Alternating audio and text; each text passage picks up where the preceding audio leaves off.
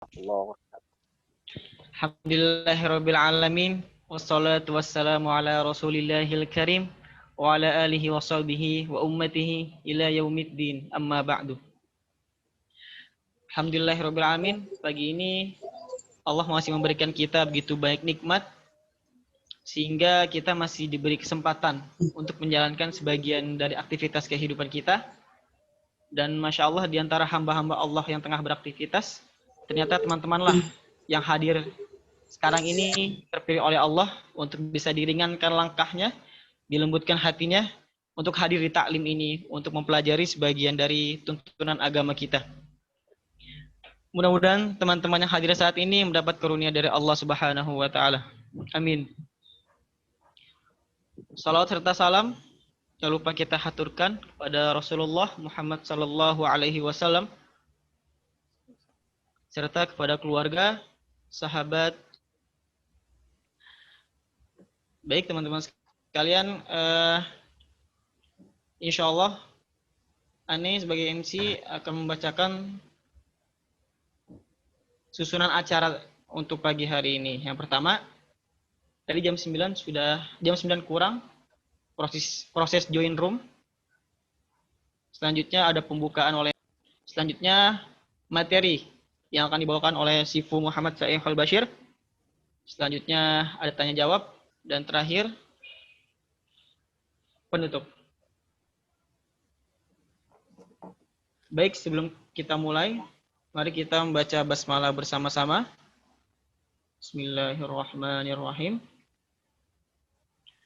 Selanjutnya, semoga bertambah berkah acara kita pagi hari ini. Mari kita dengarkan tilawah Al-Quran yang akan dibacakan oleh abang kita, Abang Rifki Akbar Mubarok.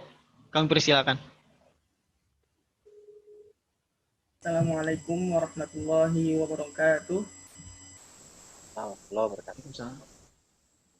A'udzu billahi minasy syaithanir rajim.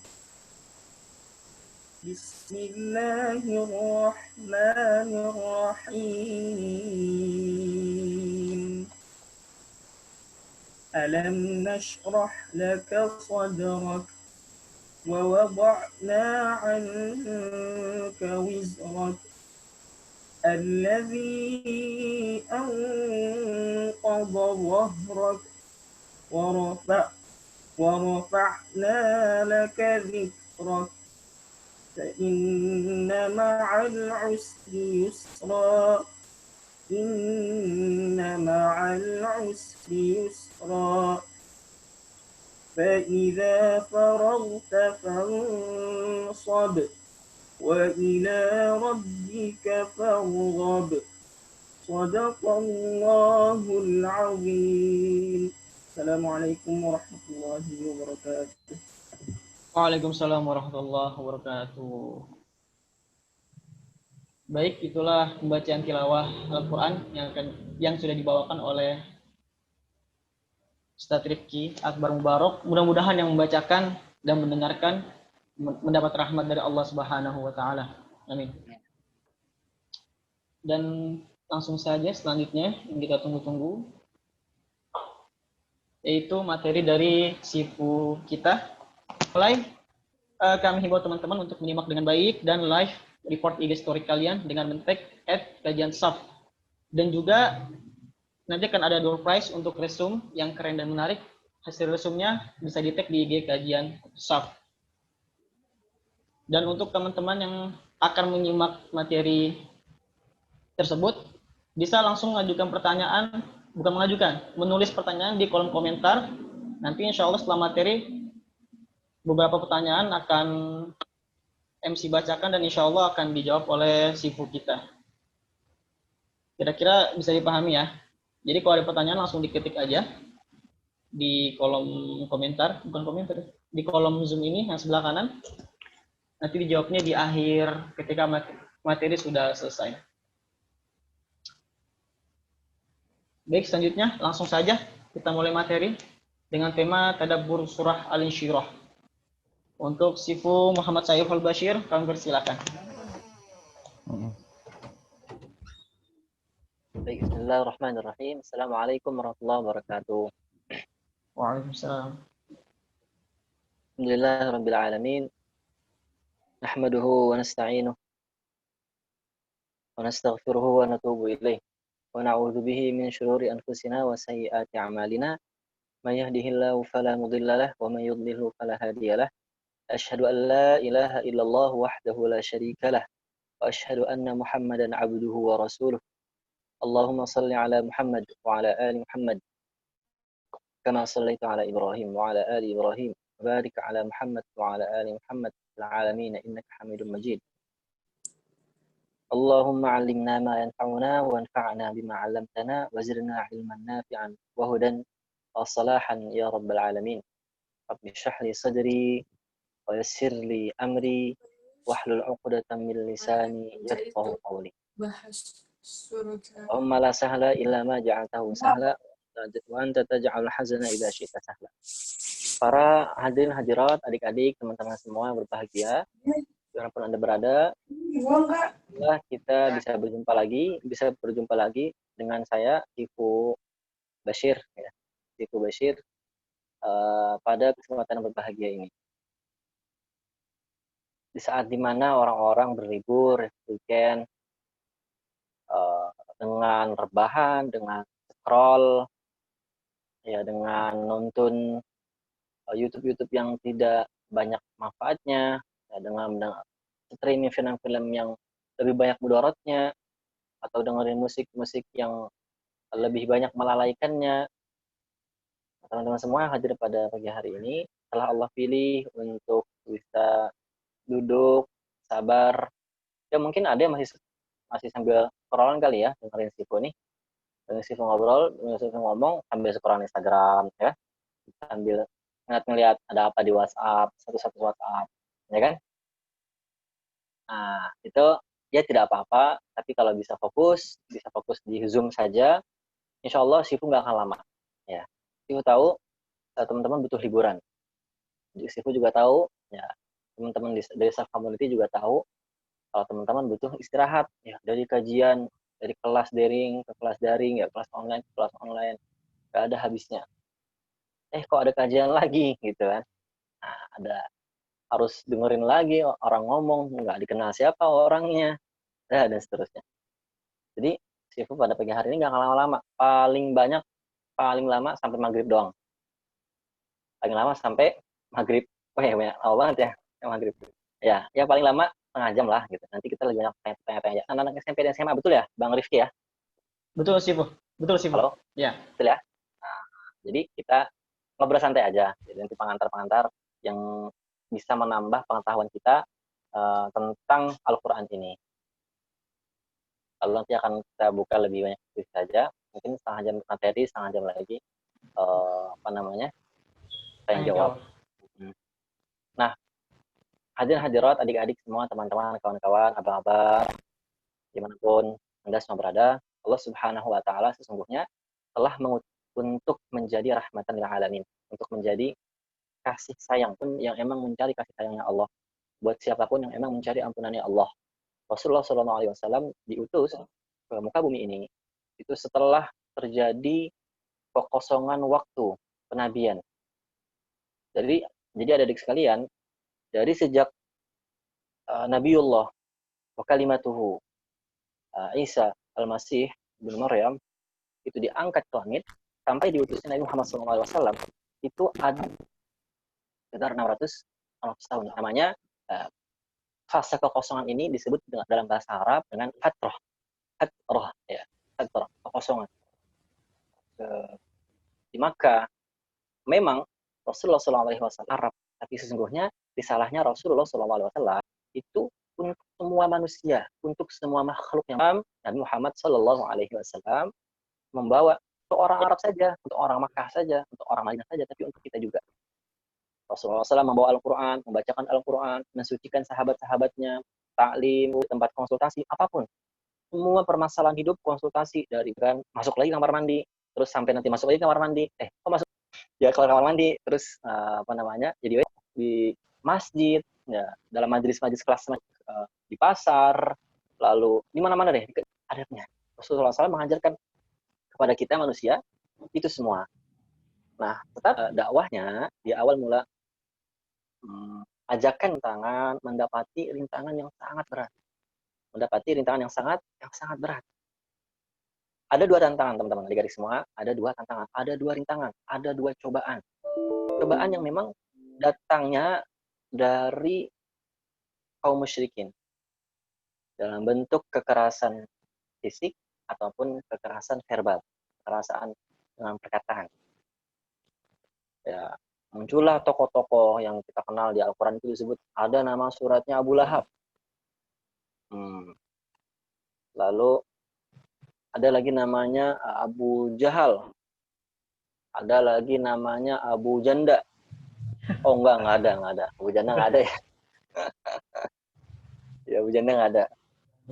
Nah, banyak, ada An-Nadhr bin Harith, ada Utbah bin Abi Rabi'ah, dan seterusnya. Mereka mengganggu Rasulullah SAW. Mereka mencaci maki Rasulullah SAW.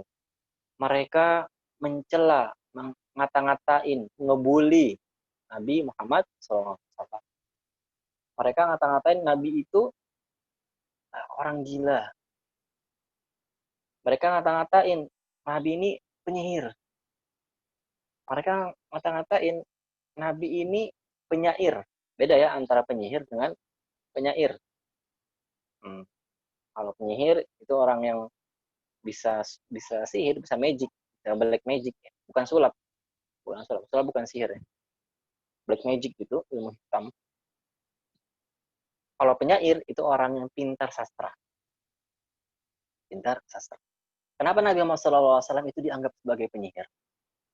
Karena Rasulullah SAW itu tahu apa yang terjadi di masa lampau secara akurat. Rasulullah SAW ketika ditanya untuk menjelaskan tentang kisah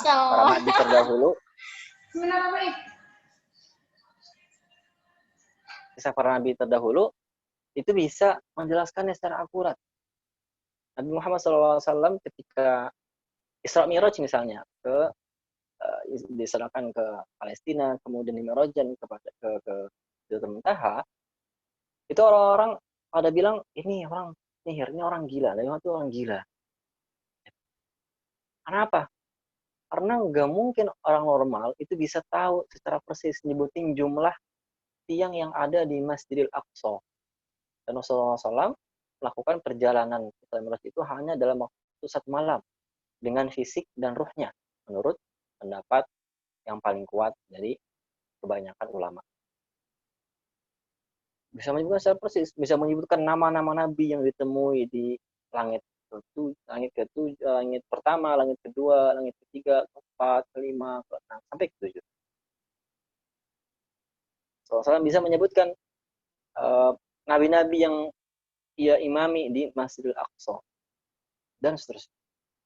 Sehingga orang-orang musyrik ini yang juga suka mengembara, jadi musim ila fi mihatas syita'i was-shaif, di musim panas maupun di musim dingin juga, mereka sering ke Syam gitu ya, mereka sering ke Palestina. Untuk apa? Bukan untuk membebaskan Palestina, bukan, tapi untuk berdagang di Syam, untuk berniaga, berdagang. Nah itu orang-orang ini udah tahu ya Masjid Al-Aqsa itu seperti apa, ya, kemudian orang-orang yang hidup di sana itu siapa saja, suku dari mana saja, kaum yang terdiri dari apa saja. Lantas ketika Rasulullah SAW itu ya dalam waktu 1 malam itu bisa menjelajahi itu semua, apalagi kemudian sampai ke Sidratul Muntaha, ke langit 7. Ya, dan mustahil dilakukan perjalanan itu dalam waktu 1 malam. Orang-orang Quraisy saja ya mereka berihlah dalam waktu 3 bulan, 5 bulan, 6 bulan. Nah ini 1 malam. Mereka lalu menuduh dan mencaci Rasulullah SAW itu apa? Gila, apa namanya? Sakit ya, gesrek kalau bahasanya Vincent sama Desta itu, gesrek. Jadi ada yang aneh itu di otaknya. Tapi tidak, faktanya tidak. Memang Nabi Muhammad SAW adalah Nabi yang diutus dengan wahyu. Dan yang namanya wahyu itu pasti tersembunyi dan cepat. Wahyu itu tersembunyi dan cepat. Ya, dia adalah khofa wasra'ah, cepat sekali dan tersembunyi. Jadi nggak ada yang tahu juga gimana proses turunnya wahyu kecuali alamat-alamat yang kemudian diceritakan Rasulullah SAW saja. Itu mengisahkan kana ya'ti mithla salatul jaras, bahwasanya wahyu itu seringkali datang seakan-akan lonceng yang besar sekali, lonceng besar yang ada di menara-menara tinggi itu ditaruh ya ke menyentuh tubuhku lalu dipukul dengan keras. Ini sakit Rasulullah SAW itu bisa. Tapi juga kadang Rasulullah SAW dengan tertidur bentuk turun wahyunya. Ada juga kadang Rasulullah SAW turun wahyunya itu ketika dari dalam perjalanan lagi di atas onta. Pernah juga Rasulullah SAW turun wahyu ketika Rasulullah SAW sedang berada di atas kasur bersama Sayyidah atau Siti Aisyah radhiyallahu anha. Macam-macam bentuknya. Lalu ketika orang-orang musyrik ini mencaci, Rasulullah SAW nggak pernah sedih. Rasulullah SAW nggak pernah kemudian kecewa berlebihan. Nggak pernah kemudian membalas cacian itu. Sedih iya, saya koreksi, sedih iya. Kecewa ada iya, tapi nggak pernah nggak pernah sampai depresi banget. Ya memang di awal surat Asy-Syu'ara misalnya Rasulullah SAW bilang, Allah Subhanahu Wa Taala berfirman, "Qasimim tilka ayatul kitabil mubin, la'allaka bakhi'un nafsaka alla yakunu mu'minin." Qasimim, inilah ayat-ayat Al-Qur'an Karim yang sangat jelas, la'allaka bakhi'un nafsaka alla yakunu mu'minin. Hampir-hampir kamu ya Muhammad, kamu hampir-hampir mencekik diri kamu, bakhi'un nafsaka. Ya, mencekik. Dadamu merasa sempit. Bakhi'un nafsaka alla yakunu mu'minin. Karena apa? Karena orang-orang yang didakwahi nggak beriman-beriman juga. Tetapi ada bentuk kekecewaan Rasulullah SAW yang lain. Yang itu datangnya dari cobaan yang nomor 2. Jadi cobaan yang pertama. Itu cobaan yang datangnya dari orang-orang Mekah, orang Madinah, dan seterusnya. Para penolak dakwahnya. Cobaan yang kedua adalah yang memang Allah Subhanahu Wa Taala kehendaki. Jadi teman-teman semua, di dalam proses turunnya Al-Quran itu terjadi beberapa fase, beberapa masa di mana wahyu itu tidak turun secara berdekatan waktunya. Tidak berdekatan waktunya.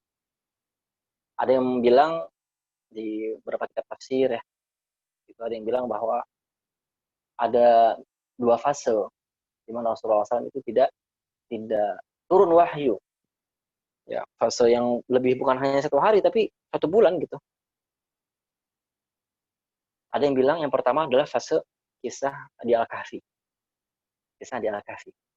Ketika orang-orang Madinah datang ke Nabi Muhammad SAW, lalu bertanya tentang 7 pemuda, lalu bertanya tentang kisah 2 penghuni atau kisah 2 pemilik kebun, lalu mereka juga bertanya tentang Dzulqarnain. Saat itu Rasulullah SAW dengan pede menjawab, ya besok pasti akan aku datangkan cerita itu. Pasti akan aku datangkan cerita itu. Tapi besoknya ternyata nggak turun wahyu. Besoknya lagi ternyata nggak turun lagi. Terus sampai dalam waktu yang lama nggak turun wahyu. Sehingga Rasulullah SAW pun sedih. Ya. Dan kesedihan jenis ini itu jauh lebih menyakiti Rasulullah SAW ketimbang kesedihan yang didapatkan dari siapa? Para penolak dakwahnya, dari kaumnya sendiri. Ya, kalau kita kan beda, kita ya jauh kadang sekali itu di ketika dijauhin sama teman-teman kita, ditolak, dibully, itu kan kita merasa dia musuhin gue nih, gue lagi selekan nama dia udah salah gitu kan, kita ada yang nggak enak di hati. Rasulullah SAW iya begitu juga tapi nggak berlebihan. Ya. Yang lebih buat sedih Rasulullah SAW itu adalah ketika wahyu nggak turun dalam waktu yang lama. Yang pertama tadi surat Al-Kahfi, lalu yang kedua adalah surat ini. Nah, yang jadi tema kita. Ini Sifu nih pengantarnya lama kali gitu ya. Ya memang agar kemudian teman-teman bisa dipahami. Nanti kita baca Al-Insyirah sama Ad-Duha itu bisa dipahami. Ya. Di pengantarnya mohon maaf nih agak panjang dari sini. Nah, surat Al-Insyirah dan surat Ad-Duha ini merupakan surat yang kata para ulama satu kesatuan. Tidak bisa memahami, tidak bisa mentadaburi surat Al-Insyirah atau surat Asy-Syarh itu kecuali dengan memahami surat Ad-Duha. Memahami surat Ad-Duha. Walaupun sebenarnya secara sababun nuzul ya berbeda. Enggak pun dalam waktu yang bersamaan. Nah, dalam kasus yang kedua tadi yang saya bilang bahwa ada fase yang kedua di mana Rasulullah SAW itu seakan-akan ditinggalkan oleh Allah, tidak diturunkan lagi wahyu kepada beliau, adalah fase di surat Ad-Duha ini. Jadi saat itu Rasulullah SAW itu 1 bulan, 2 bulan itu nggak turun wahyu, nggak turun wahyu. Rasulullah SAW bingung, gitu, galau, ya kan? Apakah Tuhanku telah meninggalkanku? Apakah Tuhanku sudah tidak peduli lagi kepadaku? Tapi yang lebih jauh menyakitkan buat Rasulullah SAW adalah apakah Allah kemudian sudah tidak ingin lagi dakwah itu dilanjutkan di muka bumi ini? Itu yang lebih menyakitkan hati Rasulullah SAW. Apakah kemudian Allah hanya sampai sini saja, membiarkan orang-orang manusia semuanya kemudian masuk neraka? Tidak ada lagi yang mendengar ayat-ayatnya. Tidak ada lagi yang mendengar pesan-pesan sucinya. Itu yang lebih buat sedih Rasulullah SAW. Sampai kemudian ada nenek-nenek tua, dikisahkan dalam riwayat yang sahih, ada nenek tua yang sampai kemudian ngatain Rasulullah SAW. Ya, qad wadda'aka rabbuka ya Muhammad. Sungguhnya, hey Muhammad, Tuhanmu telah say goodbye to you. Sudah bilang selamat tinggal. Wadda'aka. Rasulullah SAW tambah sedih dong. Aduh, apa iya kali ya?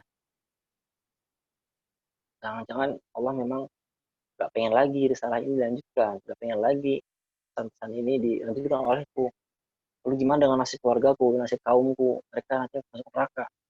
Sedih, Rasulullah itu sedih banget. Bukan sedih mikirin diri sendiri, enggak. Rasulullah itu sedih, itu mikirin kita, teman-teman. Mikirin kelanjutan generasi akhir zaman ini, masa depan. Kalau wahyu itu enggak lagi-lagi terjadi fatrah, ya, terjadi putus wahyu. Yang tadi kita bilang di awal bahwa ada masa fatrah kan, sebelum Nabi Muhammad, sebelum Nabi Isa itu ada fatrah, masa fase kekosongan wahyu, tidak turun wahyu itu selama berapa? 600 tahun. Nabi Muhammad SAW takut terjadi begitu lagi. Nabi Muhammad takut kejadian begitu lagi. Kalau begini nanti banyak sekali orang-orang yang akan sesat, yang akan terus-menerus menyembah berhala, terus-menerus ya minum khamr, terus-menerus saling bertengkar, saling mewarisi istri. Coba bayangkan. Jadi jahiliyahnya itu minta ampun mereka. Akhlaknya itu rusaknya minta ampun. Maka sama-sama concernnya itu ke sana, prihatinnya ke sana. Ayat turun surat Ad-Duha ini. Wad-duha wal-laili idza saja ma wadda'aka rabbuka wa ma qala.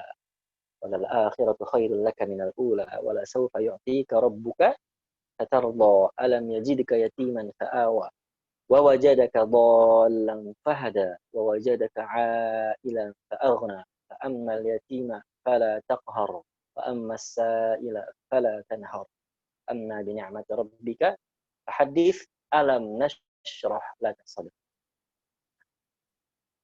Ad-Duha ini itu merupakan hiburan buat Allah Subhanahu wa taala, buat Rasulullah SAW bahwa ini loh, bahwa ma wadda'aka rabbuka wa ma qala, ayat ketiga itu ma wadda'aka rabbuka wa ma qala.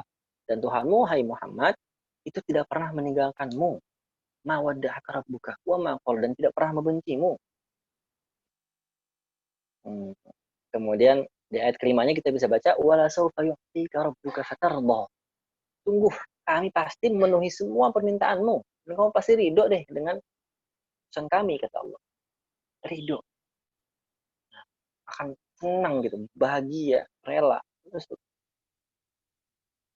Lalu disebutkanlah di ayat ke-6 sampai ayat ke-11, alam yajidka yatiman fa'awa.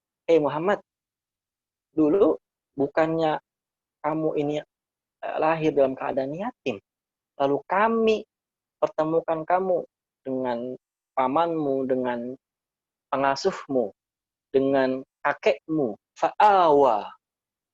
Kamu tuh yatim dulu, hai Muhammad. Hai Nabi, hai Muhammad, ya, dulu kamu yatim. Kami pertemukan kamu dengan orang-orang yang melindungimu. Awa, itu tempat perlindungan. Ma'wa, tempat pertolongan. Kemudian yang ketujuhnya, wa wajadaka dhallan fahada. Muhammad, dulu kamu itu nggak tahu tentang Al-Quran. Dhallan di sini harus garis bawahi teman-teman semua. Mohon disimak baik-baik. Dhallan di sini bukan sesat. Bukan tersesat. Ya, sekali lagi, sangat keliru. Sangat keliru kalau kita bilang Nabi pernah sesat. Awas. Berdalilkan dengan ayat 7 ini. Kak, Sifu, ini dia 2, dia 7, ada dolan, mau jadi kau dolan. Ternyata Nabi pernah sesat juga ya. Hati-hati. Jangan ngomong begitu. Karena dolan di sini itu bisa bermakna syar'i, bisa bermakna juga atau bi. Seperti misalnya orang yang sesat di jalan, itu artinya sesat dolan gitu, fitorik, sesat di jalan. Ada berbagai macam tafsir dari para ulama. Teman bisa baca sendiri nanti terjemahannya, kalau punya ya, atau tafsirnya mulai beli dari sekarang, boleh beli nabung. Tafsir Al-Quran itu bagus banget. Tafsir wajadaka dolan ini.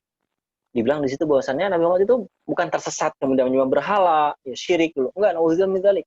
Semua nabi itu dari awal dilahirkan dalam keadaan fitrah.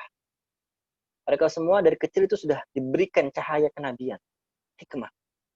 Semuanya, nggak ada yang enggak. Maka Ibnu Abbas misalnya itu mengatakan wajadaka dhallan di sini adalah dia Nabi Muhammad SAW pas kecil itu pernah tersesat di jalan di lembah-lembah kota Makkah. Tersesat di jalan kota Makkah. Di pas kecil main gitu kan. Zaman siapa? Di zaman dimana Nabi Muhammad SAW masih diasuh oleh pamannya, itu paman Abu Thalib. Itu pernah tersesat main gitu ya. Terus pernah tersesat jalan, terus nggak tahu jalan pulang. Fahada. Maka saat itu kami, kata Allah, tunjukkan kamu, hai Muhammad, jalan ke arah pulang rumah kamu lagi. Ada juga penafsiran yang lain, teman-teman, bahwa dolan di sini adalah, jadi Rasulullah SAW itu masa kecilnya itu pernah hilang. Nah, ini cerita yang lebih masyhur. Pasti pernah dong dengar cerita bahwa Nabi Muhammad itu di masa kecilnya itu pernah dibelah dadanya. Pernah dibelah dadanya. Dan ini riwayatnya sahih memang. Ada menurut Sahih Bukhari dan Sahih Muslim, riwayat Anas bin Malik, riwayat macam-macam lah. Sahabat itu banyak riwayatkan. Hampir-hampir mutawatir cerita ini. Hampir-hampir. Nah, saat itu kan semua keluarganya Abu Thalib bingung. Abu Thalib sendiri bingung. Ini bingung. Mana nih? Oh, nggak ada gitu. Tersesat. Gitu. Hilang, nggak tahu kemana. Nah, maka Allah SWT kembalikan Muhammad. Sudah apa? Sudah hatinya itu dicucikan dengan air dari Zam-Zam. Bahwa jadaka ailan fa'aghna. Muhammad, dulu kamu itu miskin. Ailan itu miskin. Ailan itu bukan sekedar miskin, tapi bergantung terus sama orang lain. Ail itu miskin yang bergantung, nggak bisa hidup sendiri gitu. Ada yang selalu bantu Nabi Muhammad SAW. Fa'aghna. Lalu kami cukupkan, kami buat kaya, kata Allah. Allah membuat kaya kamu. Fa'aghna. Ada yang menafsirkan bahwa ini aghna di sini, kaya di sini adalah ketika Nabi Muhammad SAW itu di umur 25 tahun. Itu saat kapan? Saat Nabi Muhammad SAW itu menikahi Sayyidah Khadijah radhiyallahu anha. Karena kan Sayyidah Khadijah orangnya kaya banget, apa namanya, entrepreneur yang luar biasa kayanya. Lalu di ayat ke-9, fa'ammal yatima fala taqhar. Maka kalau kamu ketemu orang-orang yatim, jangan kamu bentak. Fala taqhar. Nah, ini teman-teman coba perhatikan. Baik-baik dengar, coba sama baik-baik ya. Ini agak jelimet kalau teman-teman gak buka mushaf. Jadi kalau punya mushaf, bukan mushaf, kalau enggak ya dengerin aja baik-baik. Fa'amal yatima itu ayat ke-9. Itu artinya dan terhadap orang yatim atau anak yatim, fala taqhar, jangan kamu bentak, jangan kamu usir, jangan kamu sakiti, jangan kamu makan hartanya secara zalim, jangan kamu aniaya. Ini cocok dengan ayat yang sebelumnya. Itu ayat apa? Alam yajidka yatiman fa'awa, ayat 6. Jadi ayat 6, jadi ayat 6 itu pasangannya dengan ayat 9. Alam yajidka yatiman fa'awa, ta'ammal yatima fala taqhar. Saya ulangi. Alam yajidka yatiman fa'awa, ta'ammal yatima fala taqhar. Bukankah kami telah mendapatkanmu dalam keadaan yatim?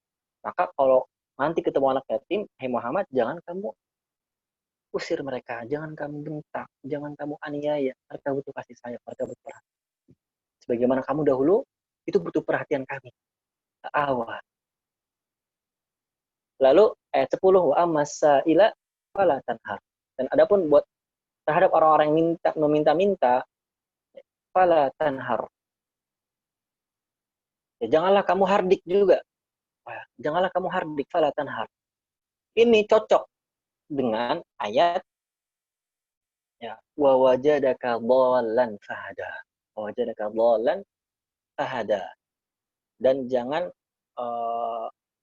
dan kami telah menemukan Muhammad dalam keadaan yang bingung dulu gitu. Bingung, nggak tahu kemana arah jalan pulang, bertanya-tanya tentang mana ke arah jalan pulang itu yang mana. Maka di ayat 10, kalau ketemu sama orang yang nanya-nanya, baik itu nanya dalam bentuk minta uang, atau nanya dalam bentuk ilmu, atau nanya dalam bentuk informasi, minta bantuan, fala tanhar. Jangan kamu hardik, jangan kamu usir, ya, jangan kamu hardik. Karena kami dahulu sudah memberikan kamu informasi, fahada, memberikan hidayah kamu, memberikan kepada hidayah kamu. Kemudian wa amma bi ni'mati rabbika fahaddits. Dan nikmat Tuhanmu kasih tahu, sebarkan, berluaskan. Dan apa bentuk nikmatnya? Masuklah surat Al-Insyirah. Alam nashrah laka sadrak wa wada'na 'anka wizraka alladhi anqadha dhahrak wa rafa'na laka dzikrak. Ada 3 nikmat besar yang terdapat pada surat Al-Insyirah yang diberikan kepada baginda besar Nabi Muhammad SAW. Itu ya nikmat yang pertama, nikmat kelapangan hati, teman-teman. Nikmat ketenangan hati. Nikmat keluasan hati. Dalam bentuk apa? Tadi sudah Sifu sebutkan bahwa Nabi Muhammad itu nggak pernah merasa berlebihan sedihnya. Ketika dilempari, ketika dicaci, itu bahkan Nabi SAW mendoakan mereka, maafkan mereka. Meskipun Nabi Muhammad punya hak untuk membalas mereka, punya hak. Ada kisos itu ada. Tapi Nabi Muhammad itu nggak begitu. Nabi Muhammad sangat raufur rahim, kasih sayang. Karena apa? Karena Nabi Muhammad SAW itu memiliki kelapangan yang tiada batas, yang nggak ada ujungnya. Siapapun yang datang ke Nabi, itu seakan-akan mendapatkan Nabi itu untuk dirinya sendiri. Subhanallah. Karena apa? Karena Nabi Muhammad itu tahu betul kondisi orang ini, lihat dari mukanya, air wajahnya. Ini orang lagi stres apa nih? Stres kalah perang, atau stres ditinggal mati, atau sedih bercerai, atau sedih macam-macam. Allah itu tahu, dan kemudian ngasih solusinya itu selalu sesuai. Makanya ini penting buat adik-adik semua, agar kalau ada yang cerita ya itu kita jangan apaan sih nih, curhat-curhat aja, dengerin. Kita insyirah sadar, teman-teman. Dengerin dulu ada apa masalahnya. Oh ya, ya saya ikut berduka, saya ikut senang. Kalau beritanya bergembira, kalau beritanya sedih, saya ikut ya bersedih. Jangan sebaliknya, wah mampus lu, rasain ya, jangan gituin lah. Kalau lagi sedih, kalau lagi senang, lu pamer aja ente. Jangan begitu. Kalau begitu tandanya berarti kita nggak punya insyirah sadar, kita nggak punya lapangan dada. Ya, salah satu alamat insyirah sadar, dan ini merupakan nikmat yang sangat agung. Ya, amma bi ni'mati rabbika fahaddits, alam nashrah laka sadrak. Lapangan hati, teman-teman. Lalu nikmat yang kedua adalah wa wada'na 'anka wizrak alladzi anqadha dhahrak. Dan telah kami lepaskan bebanmu. Ingat, wizr di sini dalam Al-Qur'an itu sebenarnya ada dua makna. Wizr. Wizr yang pertama dalam arti dosa. Dosa. Wizr yang kedua artinya adalah beban. Beban. Nah, di sini gue hamkan misalnya di tafsir Al-Azhar menyebutkan kedua-duanya cocok. Kedua-duanya masuk. Kenapa? Karena memang Rasulullah SAW itu adalah pribadi yang maksum, pribadi yang terlindung dari dosa, dari kesalahan. Ya. Ufir lahu ma taqaddama min dzambi. Belum dilakukan, udah diampunin. Dilakukan, pasti diampunin juga. Maka wa wada'na 'anka wizraka alladzi anqadha dhahrak. Karena dosa itu kan buat kita beban, teman-teman. Betul nggak? Kita semakin jauh dari Allah, semakin jarang sholatnya tepat waktu, nggak rajin baca Quran, suka ngelihat yang nggak bener, suka denger yang nggak bener, akan suka iseng, merasa itu beban kita tuh kayak ada yang menggelayuti, anqadha ada hampir matahkan apa punggung kita, betul nggak? Pernah beda nggak rasanya? Kita jauh sekali dari sholat, kemudian tiba-tiba kita sholat, itu pas beda banget rasanya, beda banget. Banyak orang yang bercerita pada Sifu ya, punya masalah apa, kita Sifu dengerin dulu. Ya, ini ya. Coba kamu tanya ke yang ahli ke masalah ini. Ya, sambil perbanyak doa, perbanyak sabar, perbanyak sholat. Biar yang penting hati kita lapang dulu. Meskipun masalah itu belum selesai. Meskipun problemnya masih ada, tapi hati kita lapang dulu. Jadi kita ngebawa itu enjoy. Gak merasa insecure, gak merasa anxiety, gak merasa overthinking. Kok fulana udah suka, fulan nanya bagus, aku iri deh. Pikirin apa aja kan, terus curhat, ya. Jadilah toksik, jadi racun. Nggak salah sih kayak gitu, cuman yang salah kalau disimpan berlebihan. Nah, ada dua cara untuk membersihkan toksik itu dengan bercerita kepada teman terdekat kita yang memang ahli, yang bisa kita percaya betul bisa kasih saran-saran. Atau yang kedua, dan yang kedua bukan atau, dan yang kedua adalah memperbanyak doa, memperbanyak sholat. Wasta'inu bis-sabri was-sholat. Sabar, terus berusaha berupaya mencari solusi, sabar, dan mencari juga zat yang yang bisa mendengar setiap saat. Kita curhat ke manusia, kita curhat ke orang tua. Kadang orang tua juga malas dengerinnya, ya kan? Sibuk kerja, stres, pandemi COVID, ya, kerjaan, itu semua. Maka kalau kita cuma mengandalkan sober dalam artian upaya untuk cari-cari, itu nggak cukup. Kita harus perbanyak sholat juga. Banyak sholat juga. Dan saat itulah kemudian beban tadi yang hampir-hampir mematahkan, merobohkan punggung kita itu akan terangkat. Wa wada'na 'anka wizrak alladzi anqadha dhahrak. Lalu makna yang kedua adalah beban kenabian. Menurut Buya Hamka dan juga menurut ahli tafsir yang lain, Buya Hamka, itu wizrak di sini adalah beban kenabian, beban nubuah, bukan beban dosa. Bukan beban dosa. Karena dari awal Nabi Muhammad itu nggak punya dosa, gitu. Maksum. Beban kenabian yang berat sekali. Kan gimana kata Nabi SAW, asyadun nasi bala'an humul anbiya. Ya, sungguhnya manusia yang paling dahsyat cobaannya adalah para nabi dan rasul. Nanti dari 313 nabi, 313 rasul dan 140.000 nabi. Menurut banyak ulama, 140.000 nabi, lalu 313 rasul. dari mereka ada yang cobaan itu dahsyat banget. Yaitu siapa? Ulul azmi. Ulul azmi. Nabi Musa, Nabi Ibrahim, Nabi Nuh, Nabi Isa, dan Nabi Muhammad Sallallahu Alaihi Wasallam. Semoga salawat dan keselamatan kepada semua Nabi itu. 5 orang Nabi ini yang cobaannya paling dahsyat. Dari kelima ini yang paling dahsyat lagi adalah Nabi kita ya, Rasulullah SAW. Hampir buat roboh, gak siap menerima beban ini.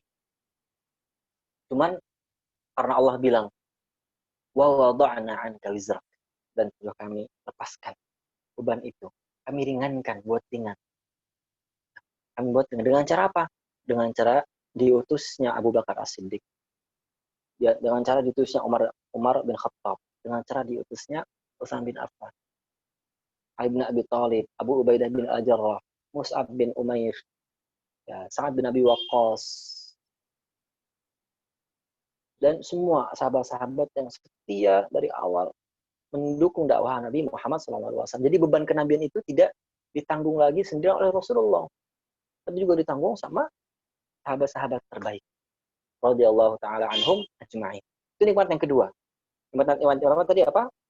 Nikmat dilampangkannya dada, ya, sehingga Rasulullah SAW itu mampu menjadi orang yang sangat easy going, ya. Ada siapapun masalah, makanya bisa produktif banget karena easy going. Lalu nikmat yang kedua adalah nikmat diringankannya beban kenabian dan dilepaskannya pribadi orang dari dosa.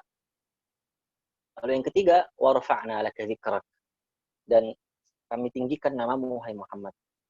Kami buat namamu itu disebut di seluruh dunia. Ya, dengan cara apa? Dengan cara azan 5 waktu. Azan 5 waktu kita itu tidak dianggap benar kalau kita cuma ngucapin asyhadu alla ilaha illallah, asyhadu alla ilaha illallah, asyhadu alla ilaha illallah. Kita langsung loncat. Hayya 'alas shalah.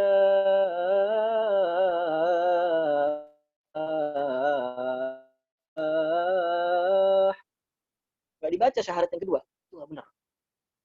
Gak benar, harus diulang. Kalau sengaja, gak boleh itu. Meskipun sebenarnya hukum azan sendiri itu mustahab dan sunnah. Tapi kalau rukun-rukun dari amal sunnah itu tidak sempurna, ya maka batal, nggak sah. Tetap sama. Itu batal. Harus diulang. Ya kan? Makanya benar tadi. Asyhadu an la ilaha illallah. Asyhadu an la ilaha illallah. Asyhadu anna Muhammadar Rasulullah. Asyhadu anna Muhammadar Rasulullah. Hayya 'alas shalah. Hayya 'alas shalah.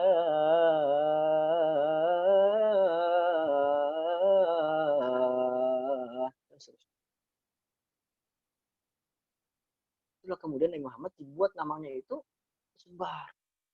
Seluruh penjuru dunia hari ini sangat-sangat mustahil dikatakan ada tempat di mana di situ hidup manusia yang berakal, yang bisa mendengar, melihat, dan membaca, kecuali nama Nabi Muhammad itu sudah sampai ke sana. Risalah nubuwah sudah sampai ke sana. Makanya kata Imam Syafi'i bersair, Fa'anta babullahi, Fa'anta babul, dan kamu, hai Muhammad, adalah pintu Allah. Pintu Allah. Atahu min ghairika ahadun la yadkhulu. Ketika ada orang yang ingin masuk dengan pintu selain dari engkau, hai Muhammad, hai Nabi, hai baginda Rasulullah, mereka nggak akan sampai kepada Allah. Ini syairnya Imam Syafi'i. Di sini kemudian nikmat yang ketiga. Nikmat ya, diangkat derajat Rasulullah SAW, kemuliaan Rasulullah SAW. Bisa juga diartikan dengan derajat nasabnya, nasab Rasulullah SAW. Rasulullah SAW itu berdarah biru. Ya, dari suku yang mulia, anak Abdul Muttalib, ya, kata Rasulullah SAW di perang Hunain. Ya, ana nabiyyun la kadhib, ana ibnu Abdul Muttalib. Ya, di perang Hunain. Rasulullah SAW bilang, ana nabiyyun la kadhib, ana ibnu Abdul Muttalib. Aku adalah nabi yang nggak akan pernah dusta, nggak akan pernah mengingkari janjinya Allah akan kemenangan. Ana ibnu Abdul Muttalib, dan aku adalah anaknya Abdul Muttalib. Artinya mulia gitu. Abdul Muttalib, kakek yang Abdul Muttalib itu salah satu petinggi di Makkah. Nah, maka kemudian di ayat ke-5 sampai ke-8 itu fa inna ma'al usri yusra, inna ma'al usri yusra. Dan inilah yang jadi tema kita pada pagi hari ini, teman-teman semua, tentang konsep 2 berbanding 1. Apa yang dimaksud dengan 2 banding 1 ini? Ini diambil dari ayat ke-5 sampai ayat ke-6. Fa inna ma'al usri yusra, inna ma'al usri yusra. Sebagian besar ulama tafsir, menafsirkan bahwa maka sesungguhnya bersama kesulitan itu ada kemudahan. Artinya begini, teman-teman. Artinya bukan sulit itu berarti mudah, enggak. Ya, jadi jangan pahami kayak gitu. Ya sulit itu kesulitan, kemudahan ya kemudahan. Maka Allah bilang pakai ma'ah, bersamaan. Dia 2 hal yang berbeda antara kesulitan dan kemudahan, tapi dia bersamaan, beriringan terus antara kemudahan dengan kesulitan. Inna ma'al usri yusra. Ada penekanan di situ. Inna ma'al usri yusra. Diulang lagi di ayat ke-6. Inna ma'al, sungguh bersama kesulitan itu pasti ada kemudahan. Di tengah pandemi virus ini yang baru berlangsung, saya bilang baru agar memastikan optimis ya. Ya dengan menghormati semua orang-orang yang telah berjuang, berjihad, telah meninggal, tapi sesungguhnya itu musibah yang dahsyat yang menimpa kita hari ini, banyak sekali kemudahan yang Allah ungkapkan untuk kita, yang diungkap oleh manusia. Ya, kemudahan kelas daring semacam ini, kemudahan kita bisa lebih lama lagi di rumah, bisa bertemu, bertatap muka lagi dengan ayah kita yang mungkin selama ini nggak pernah kita lihat mukanya, kecuali pas lagi bangun pagi, itu juga cuma selewat kadarnya. Gitu. Banyak kemudahan-kemudahan yang kemudian Allah ungkapkan lagi, ingatkan lagi dengan adanya pandemi. Kemudahan kita bisa lebih menaikkan empati dan simpati kita buat teman-teman kita yang selama ini udah kita tinggal, gak pernah kita tanya kabarnya lagi, kecuali kalau lagi mau ngutang. Kalau sekarang benar-benar kita tanya mereka, kita doakan ke mereka, semoga salam. Kemudahan semacam ini, teman-teman, inilah yang gak pernah kita rasakan kalau gak ada pandemi. Tentu dengan menghormati semua orang yang telah wafat, kita berjihad, semoga Allah Subhanahu wa taala merahmati dan menerima amal mereka semua, amal ibadah mereka.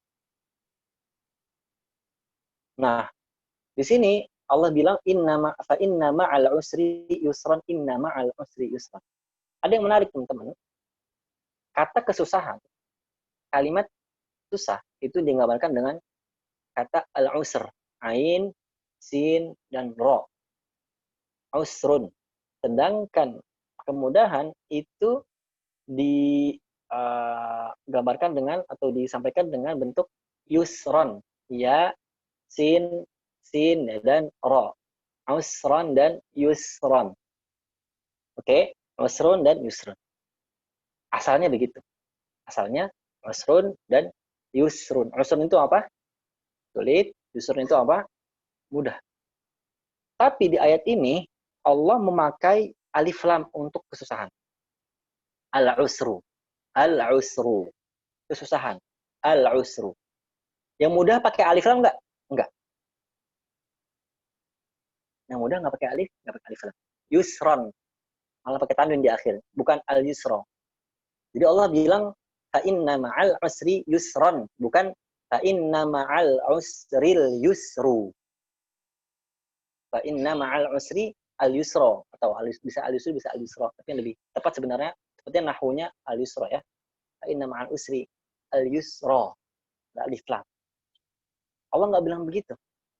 Allah bilang di sini fa inna ma'al usri yusron, bukan al-usri al-yusru, tapi al-usri yusrun. Yang satu kesusahan ada alif lamnya, dan yang kemudahan yusron nggak ada alif lamnya. User. Ya bukan user pengguna Apple user, bukan. Ini user kemudahan gitu. Inna ma'al usri yusra. 2 kali Allah bilang kayak begitu. Apa hikmahnya? Dari sisi gramatikal bahasa Arab, menurut sebagian besar para ulama, ini berarti bahwa yang namanya kesulitan, itu nggak akan pernah bisa mengalahkan kemudahan. Yang namanya musibah itu tidak akan pernah melampaui nikmat. Yang namanya cobaan itu nggak akan pernah mengalahkan anugerah. Kalau kita hitung nih jumlah cobaan. Lalu kita hitung juga jumlah nikmat. Akan keluar hasilnya yang nggak akan bisa kita hitung adalah nikmat. Makanya di Al-Quran itu nggak pernah ada ucapan Allah, wa in ta'uddu ya, musibatallahi la tuhsuha. Tandanya kamu hitung-hitung cobaan Allah buat kamu nggak akan pernah bisa ngitung. Nggak ada. Tidak ada. Yang ada sebaliknya, wa in ta'uddu ni'matallahi la tuhsuha. Seandainya kamu itu menghitung-hitung nikmat Allah, kamu gak akan pernah bisa. Mustahil kamu menghitung. Gak bisa, teman-teman. Gak bisa. Nah, maka gak akan pernah. Fa'inna ma'al usri. Karena al-usri itu alif lam ta'arif. Jadi diketahuin. Musibahnya itu bisa kita hitung. Definitif. Ta'arif itu bahasa Inggrisnya, gramatikal bahasa Inggrisnya itu definitif. Ya, bisa didefinisikan apa bentuknya, berapa jumlahnya. Coba dihitung saja jumlah kesusahan yang kita ini. Paling kalau nggak bisa kita hitung karena kita lupa. Betul. Karena kita kebanyakan udah lupa. Sudah datang nikmat, kita ya udah lupain kesusahan. Ya kan? Lapar banget. Wah, habis makan ya udah kenyang, lupa lapar tadi. Nah, maka al-usr, rasa susah itu bisa kita definisikan, ditakrifkan, bisa kita ukur. Sedangkan yusran itu nggak bisa diukur. Nggak bisa dijumlah, nggak bisa ditakar. Maka dari sinilah kemudian para ulama, sebagian besar dari mereka, dan ini nanti dikuatkan dengan sebuah hadis yang diriwayatkan oleh Umar bin Khattab radhiyallahu anhu ketika menulis surat kepada Abu Ubaidah bin Jarrah.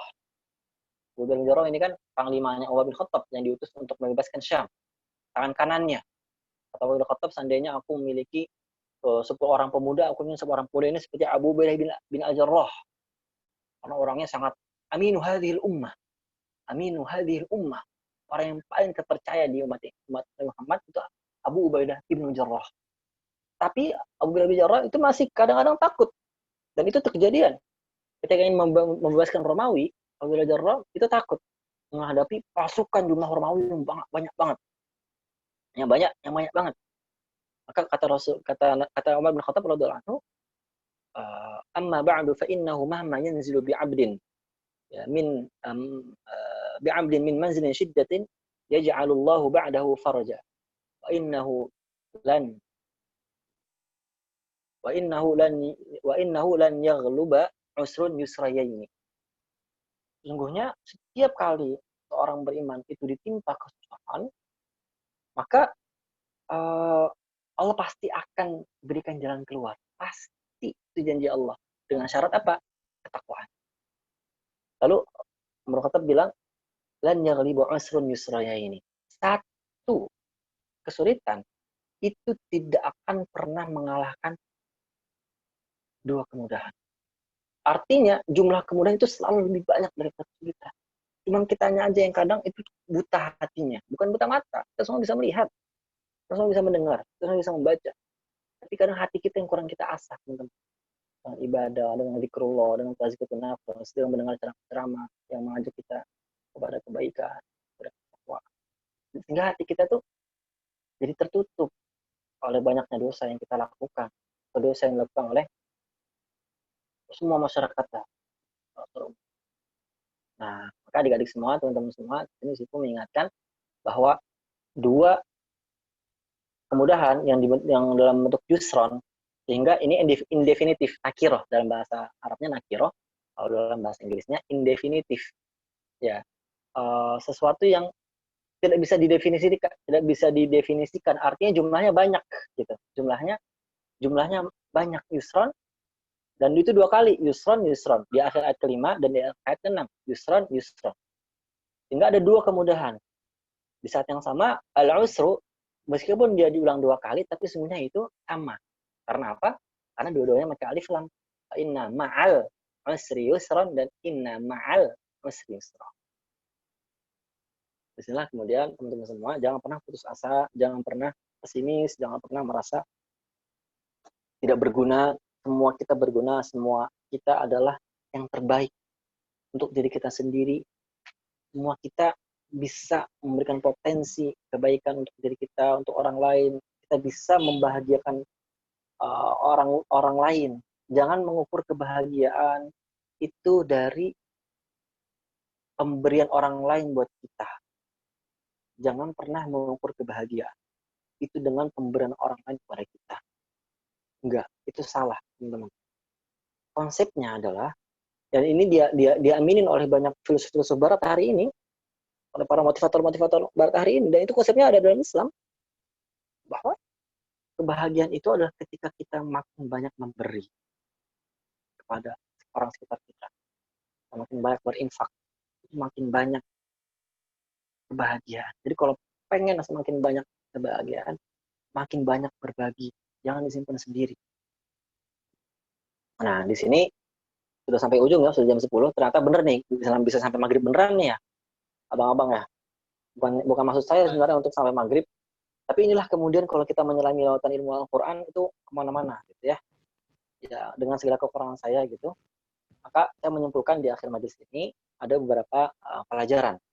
Yang pertama adalah bahwa ya orang itu semakin kaya itu akan semakin gelisah karena dia bingung ya nyimpan uangnya di mana, dalam bentuk apa, diinvestasikan dalam bentuk apa, gelisah dia, bukannya makin tenang. Sehingga banyaknya materi, banyaknya uang itu tidak menjamin kebahagiaan.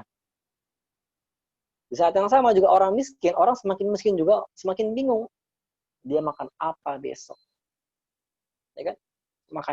Malam ini makan apa, besok kerjaannya ngapain, bingung gitu. Maka yang paling tenang, orang yang paling bahagia, bukan orang yang kaya dan juga bukan orang yang paling miskin, tapi orang yang paling punya cara untuk mensikapi keduanya. Di saat Allah bukakan pintu dunia buat dia tahu caranya berinfak. Dia tahu caranya menyantuni anak yatim. Dia tahu caranya membantu orang-orang yang butuh dalam yang lagi sedang dalam kesusahan, bencana dan seterusnya. Saat dalam keadaan miskin, dia tahu caranya bersikap, yaitu apa? Dia tahu caranya bersabar. Dia tahu caranya bekerja keras dengan tangannya sendiri. Meskipun itu sedikit, tapi halal itu jauh lebih baik daripada mencuri, daripada merampok, apalagi daripada nusuk ulama. Nauzubillah min dzalik. Dibayar nusuk ulama. Astagfirullahaladzim.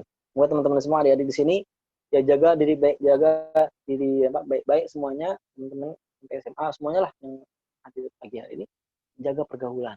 Jangan sampai gaul sama orang-orang yang gesrek otaknya, gesrek akhlaknya. Jangan mau gaul sama yang gesrek akhlak. Sahabat, jangan. Kalau kita deketin untuk kita dakwahin, harus. Tapi kalau bersahabat, jangan. Karena nanti bisa jadi ada rekayasa dan kejadian nanti. Kita diatur, dibuat kita miskin, kita nggak punya, kita nanti dibayar untuk nusuk ulama. Astagfirullahaladzim.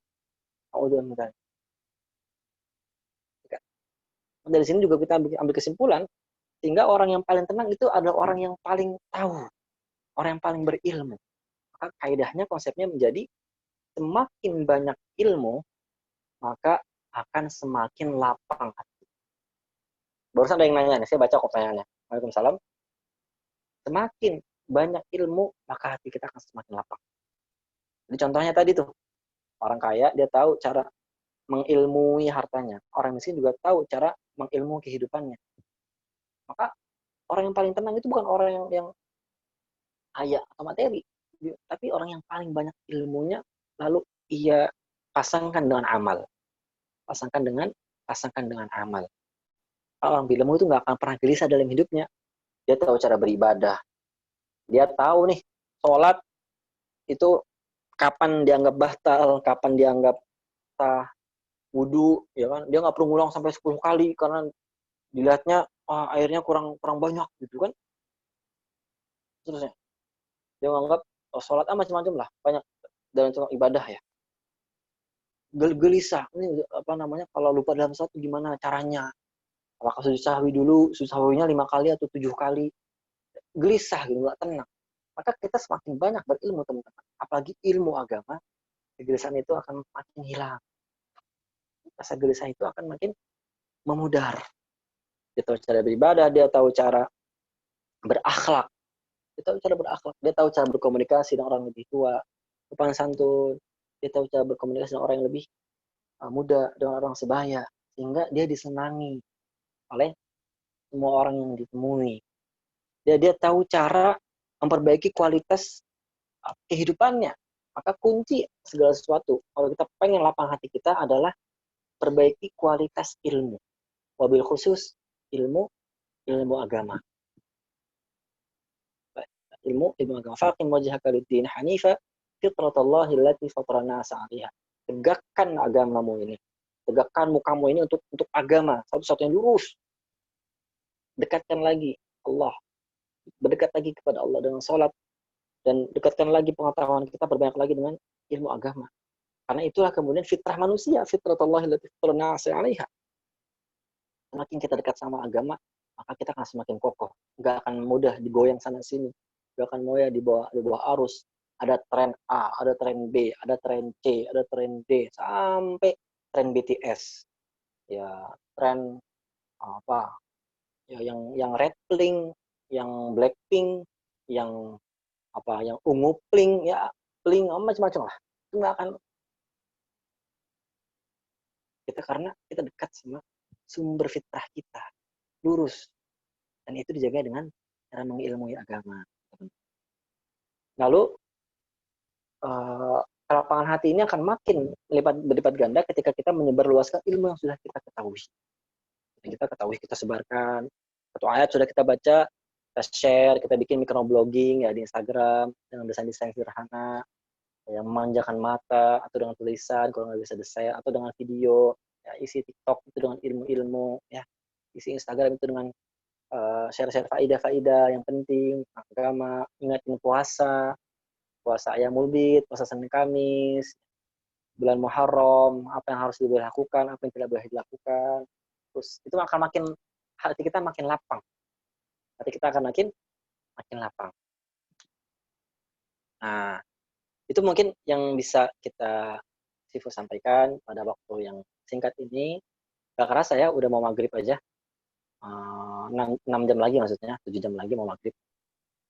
Bisa kita bahas banyak hal ya teman-teman semua di mana kita berada.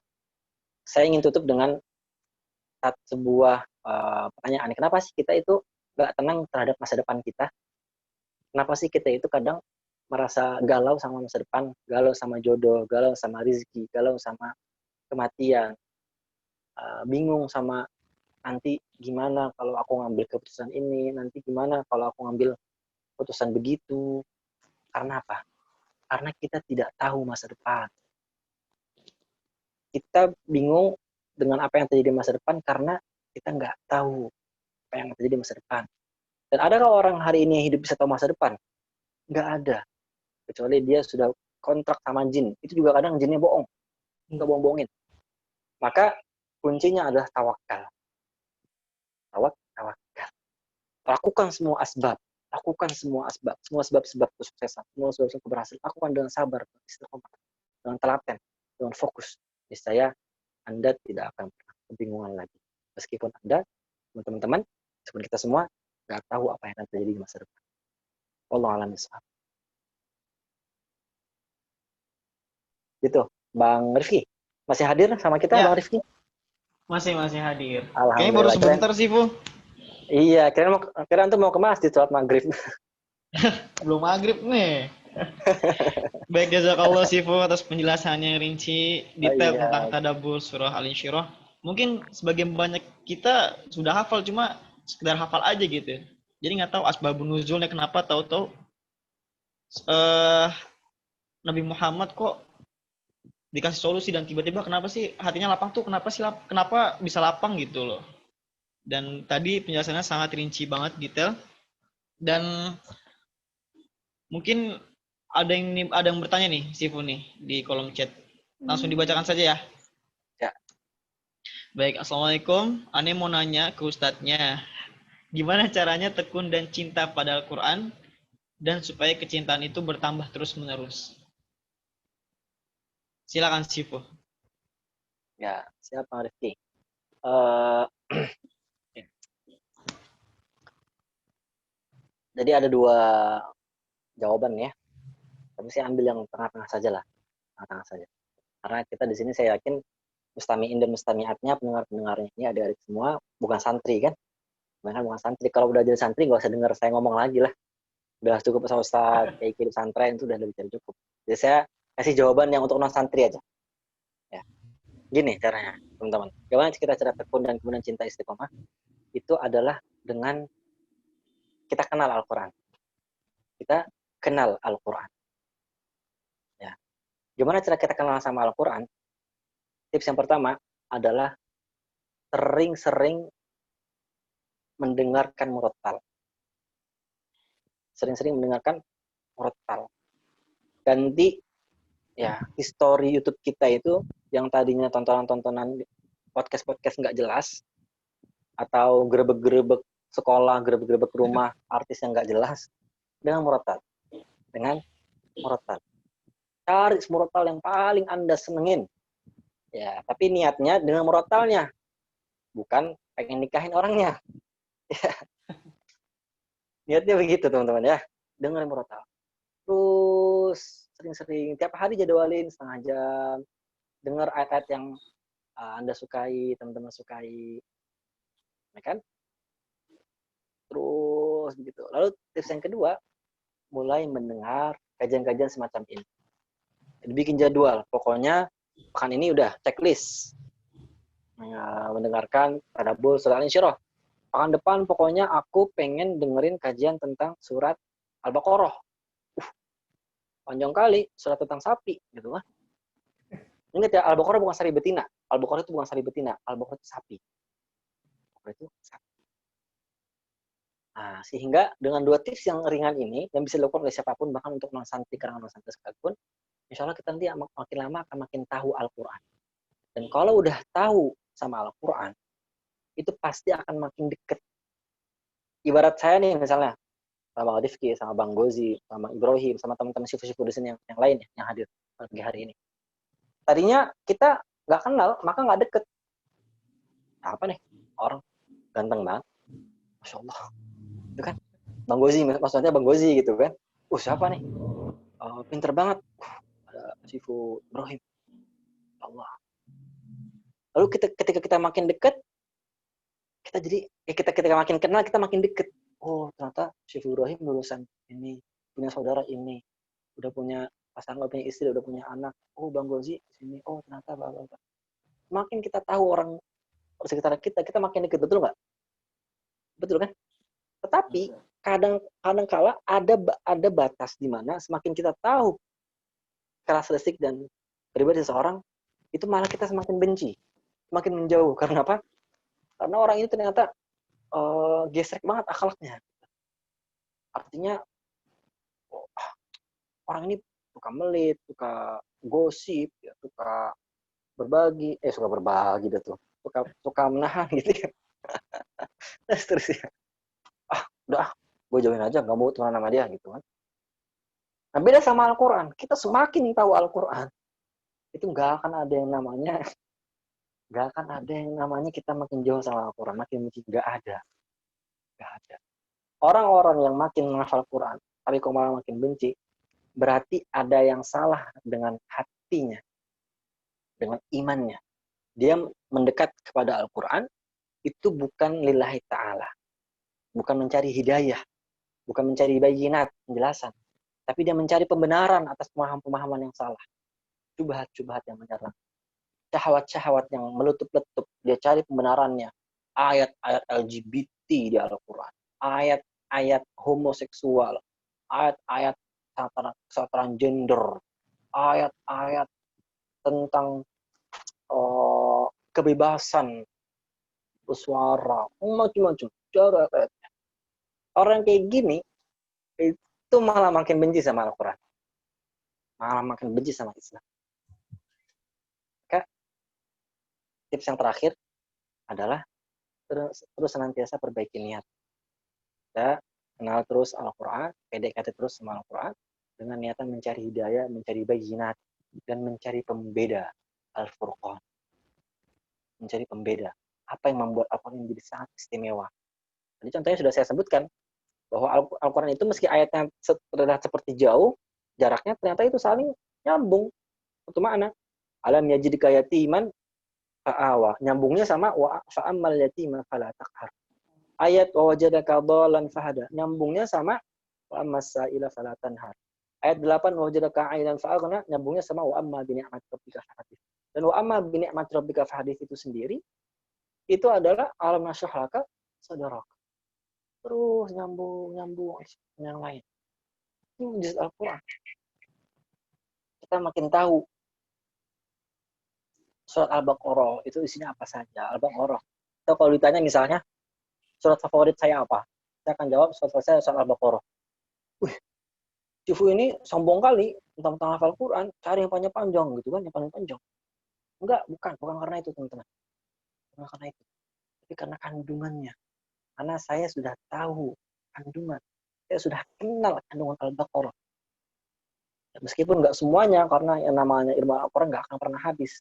Seandainya saya punya 1000 tahun dikali 10, artinya 10 kehidupan, yang sebanding satu kehidupan dengan 1000 tahun, maka mutiara yang ada di surat Al-Baqarah itu nggak akan pernah habis digali.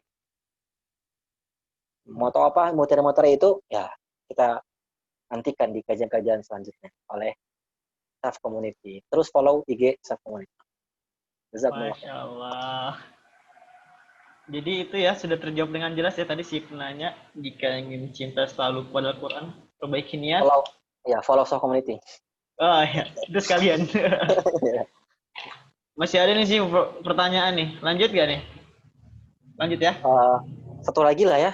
Lagi, Bang, oke. Saya ada agenda setelah ini. Oke, baik, satu lagi.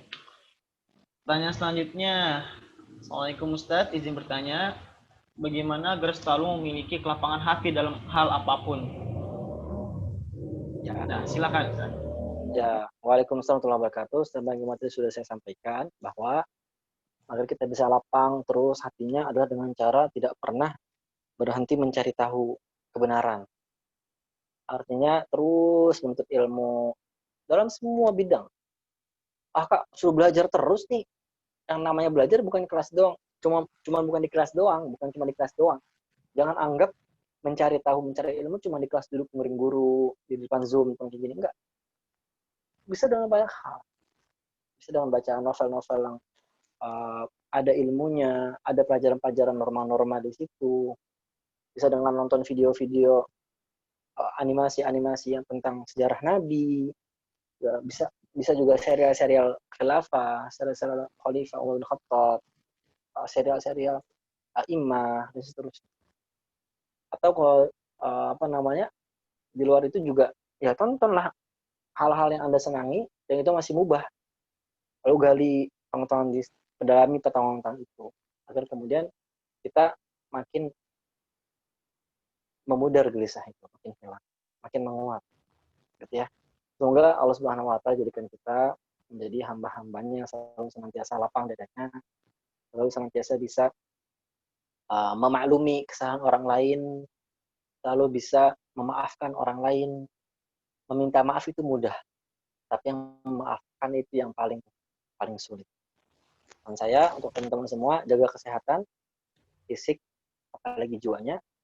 Dan pesan saya yang terakhir, setiap kali ada yang mengganggu hati, mengganggu pikiran, maka perbanyak baca surat Al-Insyirah ini. Ini merupakan wirid, merupakan amalan yang dilakukan, yang sering dilakukan oleh Buya Hamka. Para ulama juga, ini sangatnya nyambung ke para ulama, guru-gurunya Buya Hamka terus sampai para ulama di Madinah, di Makkah. Ada syair begini, idza ishtaddat bikal balwa tafakkir fi alam nashr fa'usrun baina yusraini idza fakkartahu tafrah. Diulangi, idza ishtaddat bikal balwa tafakkir fi alam nashrah fa'usrun baina yusraini idza fakkartahu tafrah.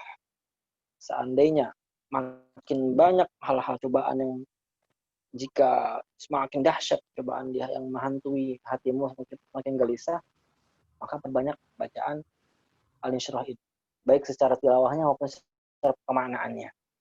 Ya. Ta'usrun baina yasra ini karena sesungguhnya di dalam surat Al-Insyirah itu ada optimisme. Optimisme apa? Optimisme dua kemudahan yang akan selalu mengalahkan kesulitan, satu kesulitan. Idza fakkartahu taqwa. Kalau kamu pikir-pikir, tafakuri, terdeburi, kamu renungi, kamu baca terus, lazimkan setiap saat, kamu akan bahagia. Wallahu a'lam bishawab. Hadanallahu wa iyyakum ajma'in wa huwal muwaffiq ila aqwamit thariq. Wassalamualaikum warahmatullahi wabarakatuh. Wassallallahu alaihi wasallam ala nabiyyina Muhammadin sallallahu alaihi wasallam. Waalaikumsalam warahmatullahi wabarakatuh. Jazakallah Sifu Muhammad Saihul Bashir yang telah memaparkan materi tadabbur surat Al-Asyarah atau Al-Insyirah ini, dan mudah-mudahan kita mengingat selalu nasihat-nasihat daripada beliau dan tadi materinya. Dan teman-teman juga mohon maaf, ada beberapa pertanyaan yang tidak dapat kami bacakan karena terbatasan waktu, dan mohon dimaafkan dan berlapang dada dengan cara membaca surat Al-Insyirah ini yang tadi baru dibahas. Masya Allah. Bisa ya sih Bu ya? Pancelannya keren, pancelannya bagus. Ada. Jangan lupa, karena baru dikasih tahu ini. Betul. Masya Allah. Barakallahu fikum. Baik, selanjutnya penutup, tapi buat para hadirin, jangan lupa kami ingatkan untuk yang belum follow akun Kajian Shaf, silakan di follow. Dan Anis Bu MC untuk meminta kesediaan satu peserta ikhwan dan satu peserta akhwat untuk memberikan testimoni acara kajian hari ini dengan mengirimkan video rekamannya maksimal 1 menit dengan posisi HP landscape. Kami ulangi, kami minta kesediaan dari peserta satu ikhwan dan satu akhwat untuk memberikan testimoni acara hari ini dengan mengirimkan video rekamannya maksimal 1 menit dengan posisi HP landscape. Dan video tersebut dapat dikirimkan ke nomor yang ada di kolom chat Zoom. Kolom chat Zoom itu ada nomor yang akan dihubungi kalian nih, satu akhwat dan satu ikhwan. Baik, selanjutnya jangan lupa juga ada door prize untuk resume yang keren dan menarik dengan cara hasil resume kalian di tag di IG @kajianshaf. Kurang lebih seperti itu. Baik, hadirin sekalian, kita sudah di penghujung acara. Mari kita tutup acara hari ini dengan membaca hamdalah bersama-sama. Alhamdulillahirabbil alamin. Dan doa kafaratul majelis. Subhanakallahumma wa bihamdika asyhadu an la ilaha illa anta astaghfiruka wa atubu ilaik. Baik, MC mohon mengundurkan diri, kurang lebihnya mohon maaf. Dan jangan lupa baca surat Al-Insyirah ketika dada mulai sempit. Baik, assalamualaikum warahmatullahi wabarakatuh. Waalaikumsalam warahmatullahi wabarakatuh. Kakak MC, kita boleh foto dulu ya sebelum pada keluar. Oh, baik, bisa.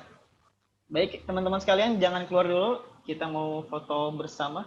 Foto bersama, foto keluarga nih. Bersama ya. Foto bareng-bareng. Coba. Foto bareng-bareng. Coba kameranya bisa dinyalakan semuanya. Masya Allah. Dihitung.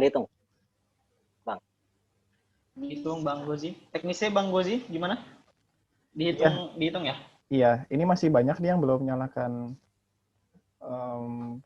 kamera. Boleh dihitung sampai 2 detik ya.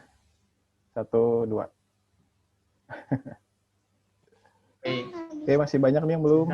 Sebentar banget. Oh iya. Boleh teman-teman. Ayo silakan yang belum menyalakan kameranya. Oh, yang masih tidur. Bangun. Mas tidur, ini ada gambar kucing. Kucingnya streaming juga ini. Masya Allah deh. Masya Allah, jazakumullah khairul jaza, Syekhuna Bashir. Hayakumullah wa iyyakum. حياكم Masya Allah. Hayakumullah. نعتذر على التأخير، كان عندنا فصل في الدراسة. La bas. La haraj ya habibna. ما شاء الله. Amru mustah. Baik, saya kira cukup nih yang nyalain kamera. Oke. Udah ya. Udah, Itu kayak ya. Pegang nih senyum. Taruh yang lain. Main pegang nih. Senyum. Bang Boim, Chef ada hand sign-nya nggak sih, Bang? Apa tuh? Tangannya gitu nggak ada ya? Nggak ada sih, Belum belum ya? dibikin kayaknya sama Syifu Furqan. Nanti insya Allah menyusul insya Allah. Oke deh. Boleh teman-teman hitung ya. Hayu. 3, 2, 1. Oke. Sip. Sudah, Bang Gozi? Sudah. Boleh diingatkan lagi yang tadi 1 ikhwat 1 akhwat ya, KKMC. Siapa kira-kira ada nggak di sini? Oh iya, baik. Siapa yang di sini yang siap untuk testimoni tentang materi hari ini? 1 ikhwan, 1 akhwat. Tapi yang lihat di sini akhwat semua ya pesertanya ya. Ikhwannya cuma MC, pembicara, Bang Gozi sama yang Tasmin. Oke, saya Baik, mohon ada? pamit ya. Mohon pamit ya. Syifu Bashir. Siap, Sifu. Jazakallah. Jazakumullah khairan. Jazakumullah khairul jaza. Kita Jazakumullah. nanti jumpa lagi nanti. Insya Allah. Ya. Amin. Assalamualaikum. Waalaikumsalam. Waalaikumsalam. Wabarakatuh. Baik, yang akhwat ada yang siap, silakan hands up. Raise hand ya. Raise hand. Raise hand. Beda tipis ya. Silakan raise hand yang ingin testimoni. Atau tadi yang Apakah mau ada? bertanya tapi belum ditanyakan, pertanyaannya ada, Kak? Iya, ada. Oh, yang tadi aja ya. Mana ya?